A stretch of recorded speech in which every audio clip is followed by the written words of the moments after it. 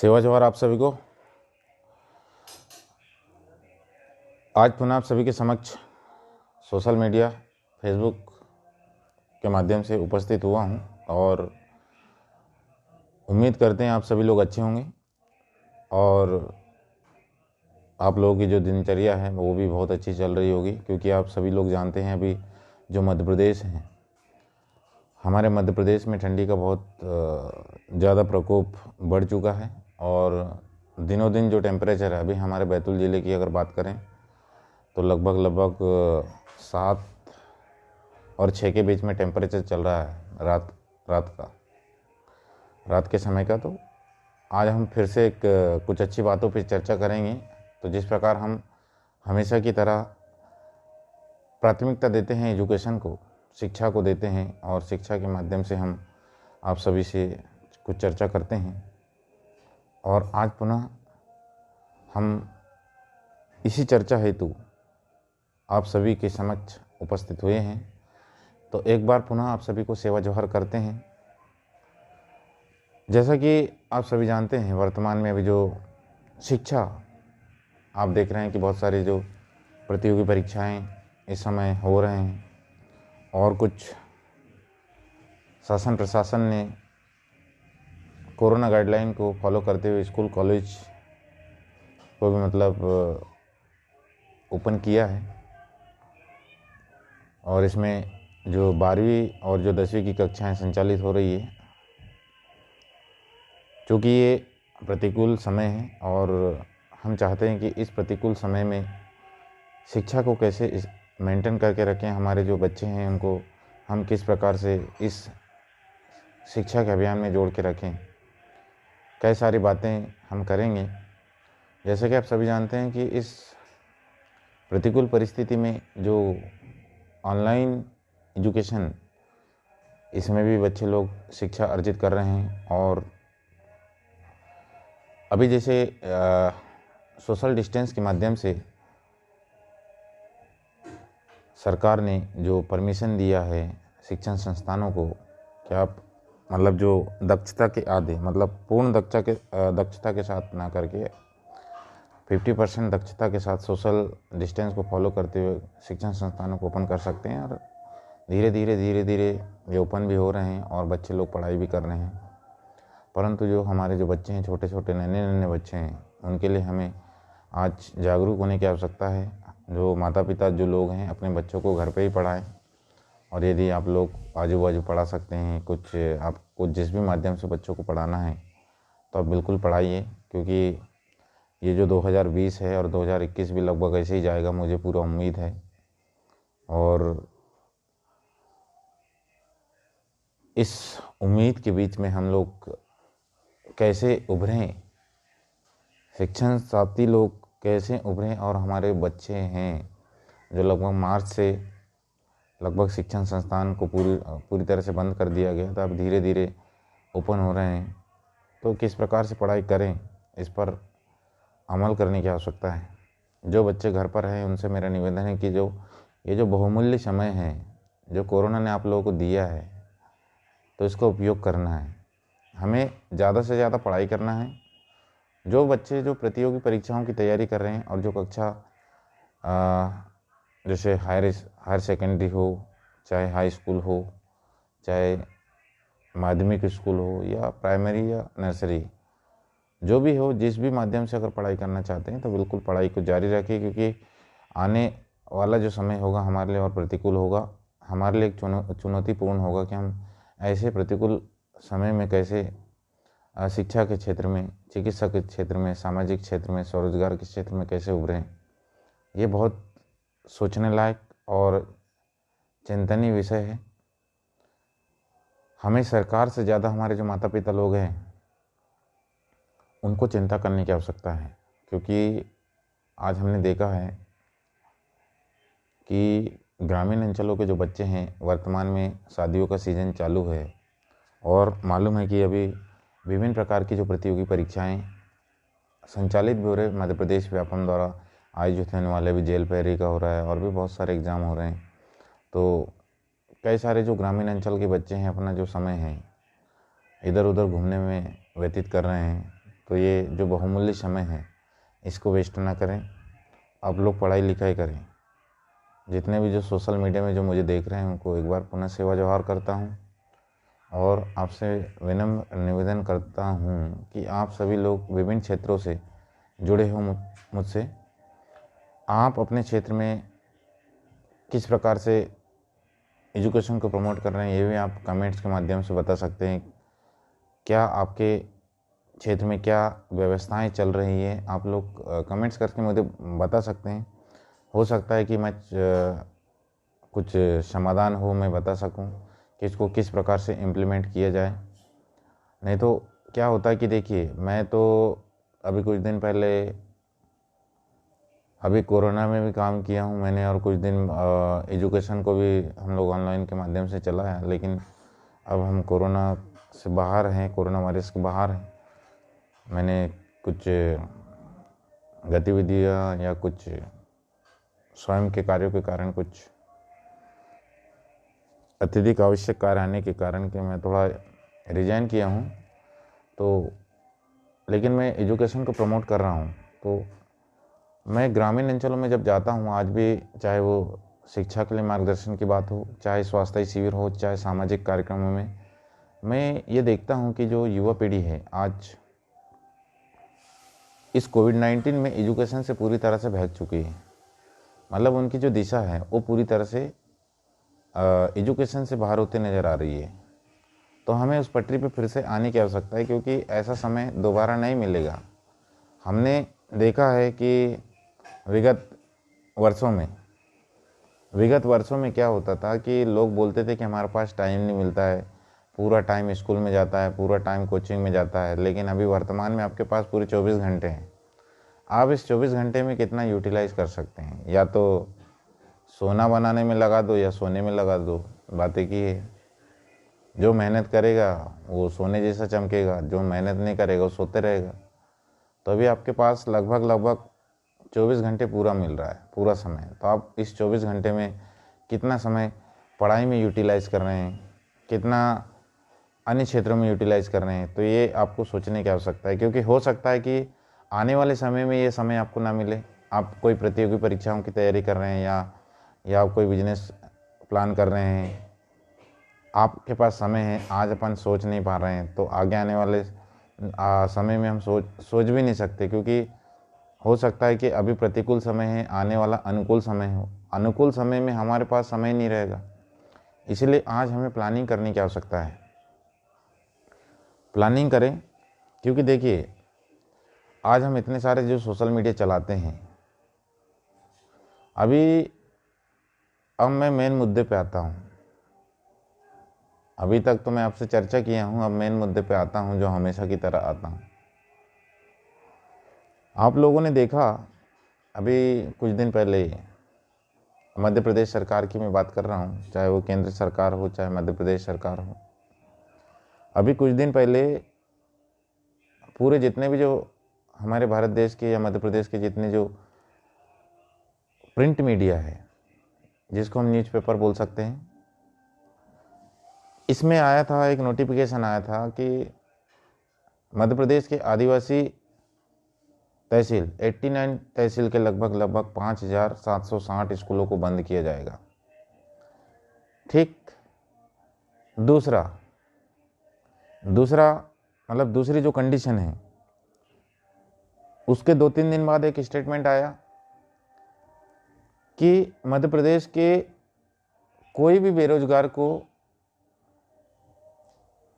Bank loan नहीं देगी। ये मध्य प्रदेश सरकार के जो मुख्यमंत्री उन्होंने निर्देश किया बैंकों को। तीसरा,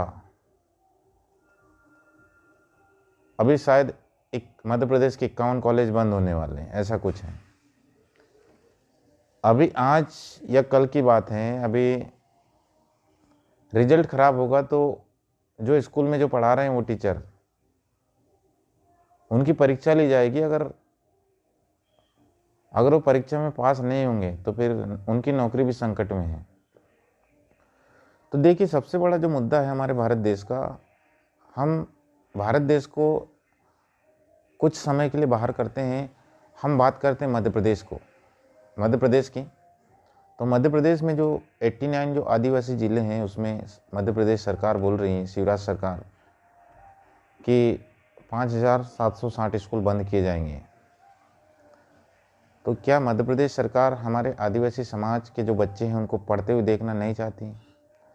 क्या उनको बढ़ते हुए देखना नहीं चाहती? क्या उनके जो बच्चे हैं IAS IPS ना बने?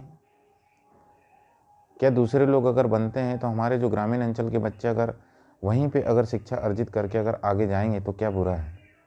हमारे समाज के ही नहीं, बहुत सारे अन्य समाज के भी जो लोग हैं जो ग्रामीण क्षेत्रों में निवास करते हैं, जिनकी आर्थिक स्थिति अच्छी नहीं है, वो लोग शहरों में आके पढ़ नहीं सकते हैं।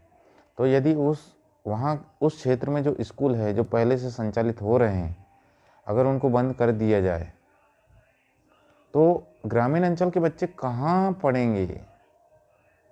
हमारे जो जनप्रतिनिधिगण हैं जो ग्रामीण क्षेत्र या हमारे जो आदिवासी क्षेत्रों के जो बने हैं, आरक्षित सीट से जो सांसद बने हैं, विधायक बने या अन्य जनप्रतिनिधि बने या अधिकारी बने होंगे, क्या उनको ये बात समझ में नहीं आती? चलो उनको नहीं समझ में आती तो आप लोग सोशल मीडिया चलाते हैं, तो ये आप सबकी जिम्मेदारी बनती है का मतलब सरकार की संवैधानिक तरीके से इसका विरोध करना है। यदि स्कूल कोचिंग मतलब जो ग्रामीण अंचल के जो स्कूल बंद हो जाएंगे तो हमारे जो ग्रामीण अंचल के जो सभी समुदाय के जो लोग हैं, जिनके बच्चे जो शहर में आके नहीं पढ़ सकते हैं, वो शिक्षा से वंचित हो जाएंगे। आज हम बात करते हैं, देखिए बात करती है केंद्र सरकार की हमारे भारत देश को विश्व गुरु बनाना है। तो विश्व गुरु कैसे बनेगा? जब हमारा भारत देश टेक्नोलॉजी के क्षेत्र में बढ़ेगा, एजुकेशन के क्षेत्र में बढ़ेगा, इकोनॉमी जब हमारे देश की अच्छी होगी तभी तो आगे बढ़ेगा। बिजनेस सेक्टर अगर बढ़ेंगे तब तो कुछ होगा। अब हम विश्व गुरु कैसे बनेंगे? ना हमारे भारत देश की एजुकेशन है, ना यहाँ का हेल्थ है, ना यहाँ की पॉलिटिक्स अच्छी है। तो ऐसे कौन से प्रॉपर्टी के कारण हम विश्व गुरु बनेंगे? यहाँ भारत देश में जाति धर्म के नाम से लड़ाइयाँ हो रही है, मंदिर मस्जिद के नाम से लड़ाइयाँ हो रही है। तो क्या हम ये घटनाएं और ऐसी घटनाओं के माध्यम से विश्व गुरु बनेंगे? आज हमें भारत सरकार और जितनी हमारे भारत देश की जितनी जो राज्य सरकारें हैं, इन सबको एक प्रयास करना चाहिए कि हमारे भारत देश का पहले एजुकेशन सिस्टम, जो अनएम्प्लॉयमेंट या जो बेरोजगारी दर दिनों दिन बढ़ते जा रही है, इसका कारण क्या है?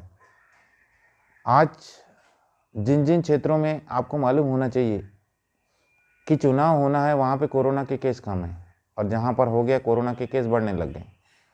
गरीबों के लिए पूरे नियम धर्म क्यों हैं? पूरे गाइडलाइन गरीबों के लिए क्यों हैं? क्या है, जब हमारे भारत देश के जो लोग हैं, युवा पीढ़ी जो लोग हैं, जो सोशल मीडिया जो चलाते हैं, फेसबुक, मैं कैसा दिख रहा हूँ, मैं कैसी दिख रहा हूँ, इससे कुछ होने वाला नहीं है। जब आप मुद्दे की बात करोगे, मानव कल्याण की बात करोगे, हमारा भारत देश तभी विश्व गुरु बनेगा जब प्रत्येक व्यक्ति के पास यहाँ पर रोजगार होगा, कुछ ना कुछ रोजगार होगा तभी तो। अब ऊपर से स्कूल भी बंद करने का प्लान कर रही है, और सरकार निर्देश दे रही है कि बेरोजगारों को बैंक लोन भी ना दे। तो फिर हमारे भारत देश के जो प्रधानमंत्री जी माननीय नरेंद्र मोदी जी का सपना साकार कैसे होगा? आत्मनिर्भर भारत का नारा माननीय प्रधानमंत्री जी हमेशा कहते हैं, बोलते हैं कि आत्मनिर्भर भारत, आत्मनिर्भर मध्य प्रदेश, हमारे मध्य प्रदेश के मुख्यमंत्री जी भी कहते हैं आत्मनिर्भर मध्य प्रदेश। तो कैसे आत्मनिर्भर बनेगा? सबसे बड़ा सवाल ये है। पर क्या है कि जो लोग, एक कहावत होता है, पहले के जमाने में चलता था राजतंत्र, कहावत नहीं हकीकत था ये। पहले के जमाने में चलता था राजतंत्र। राजतंत्र का मतलब होता है राजा का बेटा राजा बनेगा। बाबा साहब ने लोकतंत्र का निर्माण किया, संविधान का निर्माण किया, जो भारत देश ही नहीं, ये जो भारत देश का जो संविधान है पूरी दुनिया में सबसे बड़ा संविधान है। इस संविधान ने सबको अधिकार दिया, चाहे वो निम्न वर्ग हो, चाहे उच्च वर्ग हो, चाहे किसी भी जाति धर्म का व्यक्ति, चाहे मातृशक्ति हो, पितृशक्ति हो, लेकिन इस लोकतंत्र की धज्जियां उड़ाया जा रहा है इस भारत देश में। देश का प्रधान व्यक्ति ही अगर गलत काम करे तो हम किस पे विश्वास करेंगे? यहाँ पे तो विधायक और सांसदों को सब्जी मंडी जैसा समझ लिए लोगों ने। अब इनकी बोली चल रही है, वो अपने मतलब एक प्रकार से अपन जब मार्केट जाते हैं तो सब्जी खरीदते हैं कि नहीं, कम ज़्यादा करते हैं।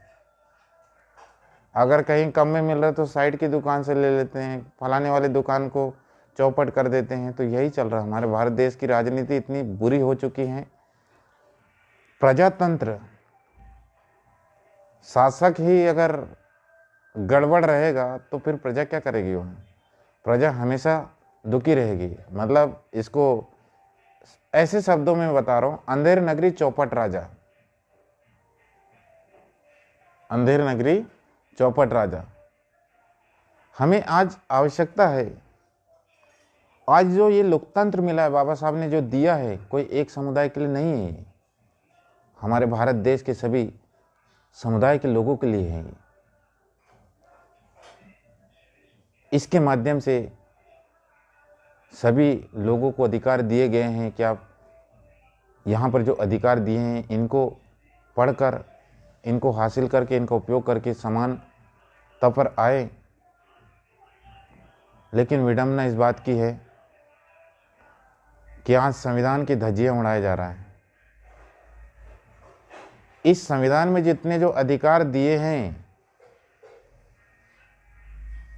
वो जो अधिकार है वो जमीनी स्तर पर लागू हुए नहीं आज तक, और ऊपर से कैंची चलाना स्टार्ट कर दिया लोगों ने। देखिए, हमारे पास जो कोई भी कुछ भी हो तो उसे हमें जमीनी स्तर पर लागू करने की आवश्यकता होती है। उसका जो संदेश है, आज जिस प्रकार से अन्य संदेश होते हैं, कई सारे हमारे जो धार्मिक सीरियल होते हैं उनको सोशल मीडिया के माध्यम से या इलेक्ट्रॉनिक या टीवी चैनलों के माध्यम से दिखाया जाता है। अगर लोकतंत्र या अपन बात करते भारत देश का जो संविधान होता है, इसको हम अगर प्रतिदिन दिखाने का प्रयास करें सरकार के माध्यम से, तो प्रत्येक व्यक्ति को समझ में आएगा संविधान क्या है। जितना बुरा, मैं तो ऐसा मानता हूँ, मैं तो पढ़ता हूँ संविधान, पढ़ा हूँ। आज हम डॉक्टर बने हैं संविधान की बदौलत। अगर कोई प्रधानमंत्री बना है तो वो भी संविधान को ही पढ़कर बना है। वहाँ संविधान में जो अधिकार दिए हैं उन्हीं को फॉलो कर रहा है। लेकिन वहाँ पर रहकर, वहाँ पर पहुँचकर संविधान की धज्जियां उड़ाया जा रहा है। एजुकेशन सिस्टम आज लगभग पूरा भारत देश प्राइवेटाइजेशन की ओर बढ़ रहा है। प्राइवेटाइजेशन से क्या होता है, कई लोग मुझको बोलते हैं कि प्राइवेटाइजेशन से इकोनॉमी बढ़ेगी। वो कैसे बढ़ेगी भाई, ये तो बताओ। बाकी जो प्रजा है उनको कुछ मिलने वाला है ही नहीं। प्राइवेटाइजेशन में एक व्यक्ति, मतलब कहना चाहिए कि प्राइवेटाइजेशन में कोई एक व्यक्ति शासक होता है और जो गवर्नमेंट होता है, हम सभी प्रजा के अंग होते हैं। सबको बराबर अधिकार मिलते हैं। तो एक व्यक्ति जो बोल रहा था कि मुझे इकोनॉमी बढ़ेगी, मैंने उसको बोला भाई ऐसा होता नहीं है।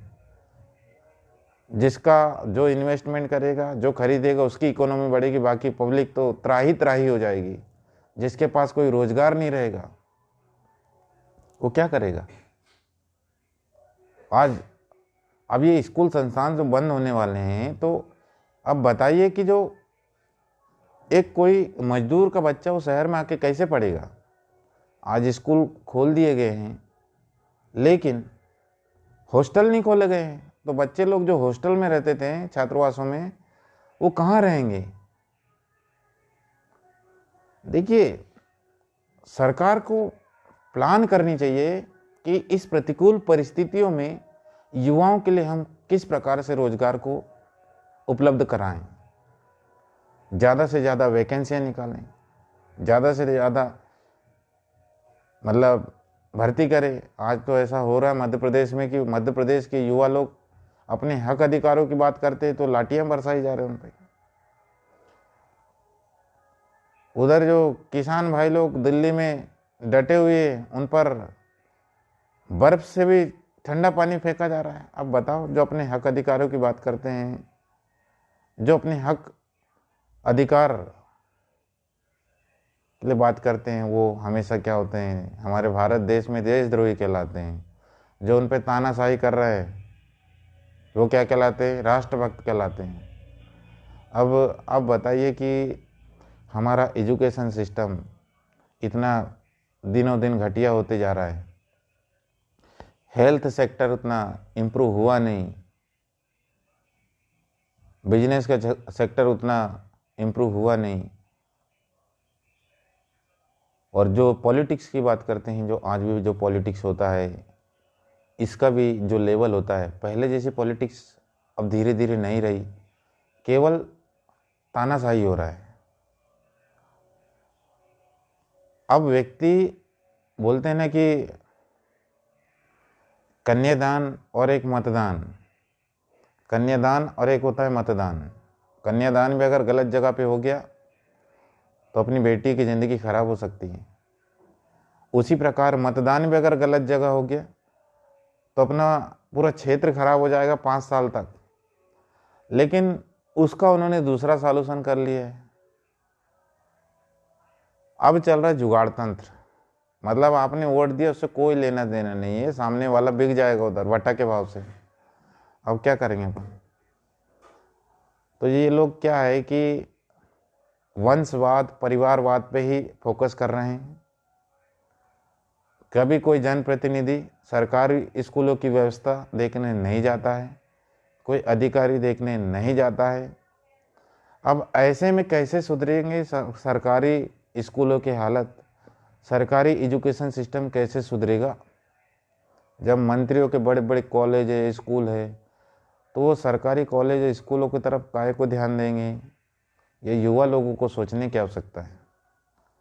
हम जितनी चाटुकारिता करते हैं नेता लोगों की, चुनाव प्रचार में जिताने के लिए उनके लिए बिल्कुल दौड़ते हैं अंधभक्त बन के, तो हमें आवश्यकता है कि जिसके लिए हमने वर्क किया है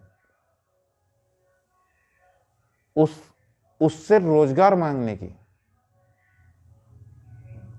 बार बार जाओ, उनको प्रताड़ित करो रोजगार के लिए, अपने क्षेत्र के लिए काम करवाने के लिए, तभी तो कुछ होगा। देखिए, जनप्रतिनिधिगण वो अपने क्षेत्र के नेता होते हैं, मतलब नौकर होते हैं, जनता के नौकर होते हैं, तो उन्हें उनकी जिम्मेदारी बनती है वो उस क्षेत्र के लिए काम करें। पर जनता क्या है, सो रही है। अब प्रजा क्या है, सोएगी तो शासक तो अत्याचार करेगा ही ना। अब इक्के दुक्के लोग वही है जो काम कर रहे हैं। अब जिनको क्या होता है, जिनको उन चीज़ की ज़रूरत ही नहीं, अगर वो लोग काम करेंगे और उनका सहयोग भी नहीं करेंगे लोग, तो क्या होगा इससे? इसलिए हमारे जितने युवा पीढ़ी है, हमारे बेसिक मुद्दों के लिए लड़ाई करें, शिक्षा रोजगार के लिए बात करें, नहीं तो आने वाला समय है ना बहुत ही प्रतिकूल होगा। और दिनों दिन हमारा जो देश है, देश में जो तानाशाही इतनी तेज गति से बढ़ रहा है, ये सोचने लायक बात है। और हमारे जो जितने भी जो आदिवासी समाज के जो जनप्रतिनिधिगण हैं ना, जो विधानसभा में बैठे, संसद में बैठे हैं, तो वहाँ पे अपने क्षेत्र की समस्याएं रखने के लिए जाइए। आप वहाँ समोसा बांटने के लिए, चाय नाश्ता बांटने के लिए मत जाइए, टाट पट्टी बिछाने के लिए मत जाइए। अपने क्षेत्र की समस्याओं को रखिए, अपने क्षेत्र की समस्याओं को हल कीजिए। हमारे क्षेत्र में कौन कौन से कार्य करना है, ये वहाँ पर जाके बताइए कि हमारे क्षेत्र में स्कूल होना चाहिए, अस्पताल होना चाहिए, रोजगार होना चाहिए, इनके लिए बात करें। वहां पे बैठ के पान नहीं खाना है, वहां चुपचाप बैठ के तमाशा नहीं देखना है। आप एक जनप्रतिनिधि हो, बोलना है। अगर आप गूंगे रहोगे ना, तो एक कहावत है, बायोलॉजी में एक कॉन्सेप्ट है लेमार्क और डार्विन का, दुनिया हमेशा कमजोर लोगों, बोलते ना कि जो दुनिया हमेशा उसी को दबाती है जो कमजोर होता है।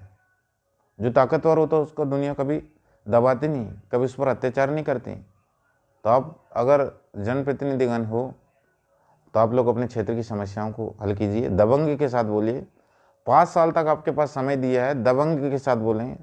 अरे कम से कम बोले तो। आप बेबाक रूप से अपने क्षेत्र की समस्याओं को रखिए, तभी तो कुछ मजा आएगा। गरीब बच्चों के लिए कुछ कार्य कीजिए, चाहे वो कोई भी समुदाय के बच्चे हो, उनके लिए कार्य करें। युवा लोगों के कार्य करें, जो बेरोजगार हैं उनको रोजगार दिलाने के प्रयास करें। अपने क्षेत्र में कुछ अच्छा रोजगार के साधन उपलब्ध कराना चाहिए। ऐसा जब ये लोग करेंगे तभी कुछ होगा। और इसके लिए सबसे पहले ज़्यादा ज़रूरत है हमारे जो भारत देश की जो युवा पीढ़ी है, ये जो सो रही ना, अभी लोग जाग जाओ बेटा। अभी आने वाला है चुनाव मध्य प्रदेश में पंचायत चुनाव आने वाला है, और 2023 में फिर से चुनाव आने वाला है, विधानसभा और फिर लोकसभा। तो ये फिर से काम करवाएंगे आप लोगों से। तो क्या आप लोग केवल उपयोग होने के लिए बने हो? तो जनता से मेरा निवेदन है कि आप अपनी आका को कुर्सी में बिठाने के लिए जिस प्रकार से मेहनत करते हैं ना, उसी प्रकार आप अपने आका से, अपने नेता से रोजगार मांगो। क्षेत्र की समस्याओं को हल करने के लिए बात करें, मानसिक रूप से गुलामी ना करें। क्योंकि गुलामी जो करता है व्यक्ति, उसका तो जिंदगी में कभी विकास नहीं हो सकता। इसलिए एजुकेशन के साथ साथ हेल्थ सेक्टर, उसके बाद जो बिजनेस सेक्टर, जो अपन बात करते हैं, बिजनेस भी अलग अलग प्रकार से हो सकता है। जैसे रोजगार की बात हो रही, आज मध्य प्रदेश के कई सारे ऐसे एग्जाम हैं। अभी वर्तमान में मैंने पिछले सेशन में भी आया था, तो मैंने बोला था कि इस साल जो 2020 में जो नर्सिंग कॉलेज के लिए प्रतियोगी परीक्षाएं होती है, वो प्रतियोगी परीक्षाएं नहीं हुई। प्रतियोगी परीक्षाओं का मतलब होता है कि उस प्रतियोगी परीक्षा को पास करके जो स्टूडेंट होते हैं सरकारी नर्सिंग महाविद्यालयों में अध्ययन करते हैं, कॉलेजों में पढ़ाई करते हैं, लेकिन इस साल एग्जाम ही नहीं हुआ। और हमारे मध्य प्रदेश के मामा जी बोलते बेटी बचाओ और बेटी पढ़ाओ। तो पढ़ा के क्या करोगे? अब देखो, उनको सक्षम नहीं बनाओगे, उनको रोजगार नहीं दोगे, तो कैसे होगा? आप अपने बेटियों की हित चाहते हैं तो थोड़ा सा जो व्यापम है उधर भी थोड़ा सा ध्यान दे। जो युवा लोग जो बेरोजगार है, इनके लिए वैकेंसी निकालने के लिए बोले। हर फील्ड में अभी आवश्यकता है। इतनी तानाशाही पे आ गया है केंद्र सरकार, मध्य प्रदेश सरकार, मैं बता नहीं सकता। अभी कुछ दिन पहले की बात बता रहा हूँ, जो लोग कोरोना वॉरियर्स थे, काम किए, इनको हटा दिया। और जब ये लोग प्रदर्शन करने भोपाल गए थे, इन पर लाठियां बरसाई गई है। कितनी शर्म की बात है। पर एक नेता भी इनके साथ खड़ा नहीं हुआ है। दुख की बात यह है कि इतने सारे लोग जो बेचारे कम सैलरी में, उसमें मैं भी था, कम सैलरी में हम लोगों ने, जब कोरोना की जो जानकारी थी इतनी भयानक थी, कोरोना बहुत ही भयानक थी, उस समय लोगों के पास इतनी जानकारियाँ नहीं थी, तब हम लोगों ने काम किया। जब भोपाल गए तो इन पर लाठियां बरसाई गई। कितनी विडंबना की बात है। मतलब ये तो यही बात हो गई है कि जो अपन सब्जी में कभी कभी क्या होता है, सब्जी बनाते हैं कुछ अच्छा, कुछ पनीर वनीर या कुछ बनाते हैं, तो उसमें एक तेजपान होता है, डालते हैं। तो जो जनता होती, जो युवा पीढ़ी है ना, ये तेज पान के समान है। मतलब सब्जी बन जाने के बाद इसको चूस के फेंक देते हैं, तो तेज पान का वही तो काम होता है। तो भारत की जनता जो युवा है ना, ये जितने भी जो सत्ता में जो लोग बैठे हैं, इनका तेज पान जैसे ही उपयोग कर रहे हैं। और युवा पीढ़ी समझ में ही नहीं आ रहा है उनको कि क्या हो रहा है। तो अपने को यूज नहीं होना है, तेज पान के जैसे यूज नहीं होना है, हमें प्रयास करना है। और हम प्रयास करेंगे तो निश्चित तौर से हम आगे कुछ अच्छा करेंगे। अभी वर्तमान में हमारी जो प्रमुख जो सामने जो सबसे बड़ी जो आपदा है वो है शिक्षा, स्वास्थ्य, रोजगार। इन पर बात करें, इसके अलावा किसी तीसरे मुद्दे पर बात ना करें। ऐसे ऐसे निर्देश निकल रहे, आप पेपरों में पढ़ते जाओ। अगर पेपर नहीं पढ़ते तो फेसबुक चला रहे होंगे या ट्विटर चला रहे होंगे या कुछ भी चला रहे होंगे, सोशल मीडिया के जो भी ऐप में हो, आप सब पता चलता है। अगर उनको देख के भी अगर आप लोगों को समझ में नहीं आएगा तो आने वाला समय जो है ना बहुत गंभीर होगा दोस्तों। मैं तो सोशल मीडिया के माध्यम से जानकारी देता ही हूँ, लेकिन लोगों को क्या है कि ऐसी जानकारियाँ अच्छी नहीं लगती है। मैं हमेशा प्रयास करता हूँ कि यार कुछ अच्छी जानकारी शेयर करूँ, लोगों को बताऊँ। मैं ये आपको क्यों बता रहा हूँ, क्योंकि कई लोगों को पता ही नहीं, क्योंकि सो रहे सब लोग। मतलब इस दुनिया में कोई किसी का नहीं है, मालूम है, सब अपने घर परिवार में मस्त हैं। इतने साल से सामाजिक संगठन चल रहे, तो जितने लोग काम कर रहे उतने ही लोग काम कर रहे, बाकी लोग सो ही रहे। वो हर कार्यक्रम में उतने ही दिखेंगे। चुनाव का माहौल है, सब अपने अपनी सीट पक्की करने जाएंगे। साल भर से एकजुटता की बात करते हैं और चुनाव जब आता है तो सब इधर उधर भागते हैं। यही तो समस्या है। तो यही जो लोग हैं समाज को बांटते भी हैं, तोड़ते भी हैं। अब नेता लोग तो वैसे ही दिमाग से पैदल होते हैं, अब इनको क्या बोलने अपन। तो इसलिए मेरा आप सभी युवा पीढ़ी से निवेदन है कि आप लोग बेहतर से बेहतर करने के प्रयास करें। इस कोविड-19 के दौर में हम एजुकेशन को कैसे रखें। जो बच्चे लोग पढ़ाई कर रहे हैं वो बहुत अच्छे से पढ़ाई करें, एक लक्ष्य को लेकर आगे बढ़ें और हमेशा सत्य के लिए लड़ाई करें, सत्य का साथ दें और जो सच्चाई के लिए लड़ता है उसके साथ खड़े रहें, तभी हम जीत पाएंगे। नहीं तो तुम सोचोगे कि एक ही व्यक्ति लड़ेगा, एक ही व्यक्ति मरेगा, तो इससे कुछ होने वाला नहीं है। अगर कोई व्यक्ति आप लोगों के लिए काम कर रहा है तो निश्चित तौर से उसके साथ खड़े रहने की आवश्यकता है। आज बहुत सारे क्षेत्रों में बहुत सारी वैकेंसियाँ निकली, लेकिन हमारे जो युवा पीढ़ी है उनसे निवेदन है कि वो पढ़ाई करे। ये जो समय है बहुत अच्छा समय है, ये ठंडी का माहौल है, इसका मतलब ये नहीं कि बस सो रहा है, ऐसा नहीं है। हमें आज पढ़ने की आवश्यकता है, एक लक्ष्य को लेकर आगे बढ़ने की आवश्यकता है, प्लानिंग करने की आवश्यकता है, रणनीति बनाने की आवश्यकता है। तो निश्चित तौर से हम आगे जाएंगे। सभी हमारे जितने जो सोशल मीडिया के मित्र लोग हैं, हमारी बातें कुछ बुरी भी लग सकती हैं, इसलिए हम क्षमा भी चाहते हैं, लेकिन हम हमेशा मानव कल्याण की बात करते हैं। हर क्षेत्र में काम कर रहा हूँ मैं, चाहे वो शिक्षा हो, स्वास्थ्य हो, सामाजिक क्षेत्र हो, बिजनेस सेक्टर हो, हर क्षेत्र में कार्य कर रहा हूँ। हमेशा मैं मोटिवेट करता हूँ लोगों को कि आप लोग भी आगे बढ़ें, खूब आगे बढ़े, खूब नाम कमाए, कुछ अच्छा अपने घर परिवार का नाम रोशन करे, क्षेत्र का नाम रोशन करे, जिले का नाम रोशन करे। अभी जितने जो पंचायत, हाँ एक चीज़ बता रहा हूँ, अभी मध्य प्रदेश में कुछ दिन बाद शायद नए साल में जनवरी फरवरी में पंचायती जो चुनाव होने वाले हैं, नगर पालिका हो, जिला पंचायत हो या ग्राम पंचायत हो, तो आप सभी जितने जो युवा लोग हैं, जो अच्छे पढ़े लिखे लोग हैं, जिनको ऐसा लगता है कि यार रोजगार नहीं मिल रहा है, हमें नौकरी नहीं मिल रही है, तो उनसे मेरा निवेदन है कि पंचायत चुनाव में, जिला पंचायत चुनाव में, नगर पालिका चुनाव में डंके की चोट पे पूरे पढ़े लिखे युवा लोग उतरेंगे। और ऐसे युवा अगर उतरेंगे तो मैं तो सहयोग भी करूंगा उनको, चाहे आर्थिक रूप से हो, चाहे कोई भी माध्यम से हो। हम उनको सहयोग करेंगे। लेकिन पूरे पढ़ने लिखने वाले युवा, चाहे वो मातृशक्ति हो चाहे पितृशक्ति हो, डंके की चोट पे उतरो आप लोग, क्योंकि आप लोग अगर नहीं उतरोगे तो आने वाला जो समय है, ये जो जितने जो लोग अनपढ़ लोग हैं ये बेच देंगे अपने क्षेत्र की समस्याओं। उनको तो समस्या क्या होती है यही नहीं मालूम, नियम कायदे ही नहीं मालूम, बन जाएंगे सरपंच लोग, जनपद अध्यक्ष और ये फलाने ठिकाना। तो इसलिए आगामी चुनाव में, पंचायत चुनाव में डंके की चोट पे पढ़े लिखे युवा पीढ़ी उतरें।